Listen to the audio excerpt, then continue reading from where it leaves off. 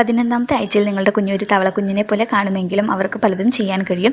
ഈ സമയത്ത് കുഞ്ഞിൻ്റെ മുഖവും ചെവിയും വിരലുകളും കൂടുതൽ ക്ലിയറായി ഡെവലപ്പ് ചെയ്യും. അമ്മയ്ക്ക് ഫീൽ ചെയ്യാൻ പറ്റിയില്ലെങ്കിലും കുഞ്ഞു അകത്ത് വളരെ ആക്റ്റീവാണ്. അതേപോലെ നിങ്ങൾക്ക് ഇപ്പോൾ ഇടയ്ക്കിടെ വിശപ്പും ക്ഷീണവും അനുഭവപ്പെടാം. ഇപ്പോൾ കുഞ്ഞിൻ്റെ സൈസ് ഏകദേശം ഒരു പ്ലം പഴത്തിൻ്റെ അത്ര ആയിരിക്കും. ചിലന്തി വല പോലെ ഉണ്ടായിരുന്ന കൈകാലുകളുടെ വിരലുകൾക്ക് ഇപ്പോൾ ശരിയായ ആകൃതി വന്നിട്ടുണ്ടാകും. അസ്ഥികൾക്ക് ശക്തി കൂടുന്നതോടൊപ്പം കുഞ്ഞ് നിവരാനും ചവിട്ടാനും ശ്രമിക്കുന്നുണ്ട്. കുഞ്ഞ് സ്വതന്ത്രമായി ചലിക്കാൻ തുടങ്ങിയെങ്കിലും നിങ്ങൾക്കത് അനുഭവപ്പെടാൻ സാധിക്കില്ല. കുഞ്ഞിൻ്റെ ചർമ്മം ഇപ്പോഴും വളരെ സുതാര്യമായി കാണപ്പെടുന്നുവെങ്കിലും ലൈംഗിക അവയവങ്ങൾ ഈ ആഴ്ച മുതൽ വ്യക്തമാവാൻ തുടങ്ങും. പെൺകുഞ്ഞാണെങ്കിൽ അണ്ഡാശയം രൂപപ്പെടാനും ആരംഭിക്കും. അതുപോലെ ഈ ആഴ്ചയിലെ മറ്റൊരു പ്രധാന മാറ്റമാണ് വയറും ശ്വാസകോശവും തമ്മിൽ വേർതിരിക്കുന്ന ഡയഫ്രം രൂപപ്പെടുന്നത്. നിങ്ങളുടെ കുഞ്ഞിപ്പോൾ ഇടയ്ക്കിടെ ഇക്കിളിടാനും പഠിച്ചു കഴിഞ്ഞു. കുഞ്ഞ് അമ്നോട്ടിക് ദ്രവം ഇടയ്ക്കിടയ്ക്ക് വിഴുങ്ങുമ്പോഴാണ് ഇങ്ങനെ ഇക്കിളുണ്ടാവുന്നത്. അങ്ങനെ പുറം ലോകത്തേക്ക് വന്ന് ജീവിക്കാൻ തയ്യാറെടുക്കുകയാണ് അവർ. 11ാമത്തെ ആഴ്ചയിൽ നിങ്ങളുടെ വയറ് കുറച്ച് വലുതായതായി നിങ്ങൾക്ക് തോന്നുമെങ്കിലും മറ്റുള്ളവർക്ക് മനസ്സിലാവാൻ സാധിക്കില്ല. മോർണിംഗ് സിക്നസ് കുറഞ്ഞു വരുന്ന സമയമായതുകൊണ്ട് തന്നെ നിങ്ങൾക്ക് ഇടയ്ക്കിടെ വിശപ്പ് അനുഭവപ്പെടുന്നുണ്ടാവും. പക്ഷേ നിങ്ങൾക്ക് ഇപ്പോഴും ഗ്യാസും അസിഡിറ്റി പ്രശ്നങ്ങളൊക്കെ ഉണ്ടായേക്കാം. മാത്രമല്ല ഈ ആഴ്ചയിൽ വളരെ ക്ഷീണം അനുഭവപ്പെടാം.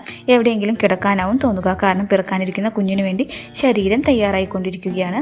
ഈ ആഴ്ച മുതൽ ശരീരത്തിൽ ഈസ്ട്രജൻ എന്ന ഹോർമോണിൻ്റെ അളവ് കൂടാൻ തുടങ്ങും. അതുമൂലം നിങ്ങളുടെ നഖവും മുടിയും വേഗത്തിൽ വളരുന്നുണ്ടാകും. നിങ്ങളുടെ മുടി കൂടുകയാണോ അതോ കുറയുകയാണോ ചെയ്യുന്നതെന്ന് മറക്കാതെ കമൻറ്റ് ചെയ്യണേ.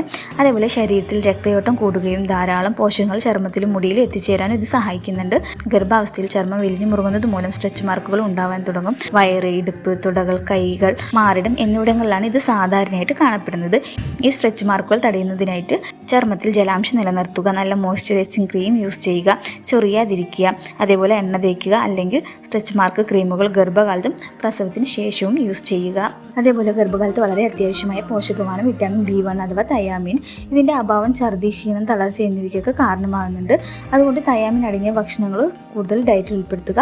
തയാമിൻ അടങ്ങിയ ഭക്ഷണങ്ങളാണ് ഈ തവിട്ട് കളയാത്ത ധാന്യങ്ങൾ, ചോറ്, മുട്ട, ബീൻസ്, അതേപോലെ വാൾനട്ട്, ബദാം, കശുവണ്ടി എന്നിവയെല്ലാം ഭക്ഷണത്തിൽ ഉൾപ്പെടുത്തുക. ഈ വീഡിയോ നിങ്ങൾക്ക് ഉപകാരപ്പെട്ടാൽ ലൈക്ക് ചെയ്യാനും കമൻറ്റ് ചെയ്യാനും മറക്കരുത്.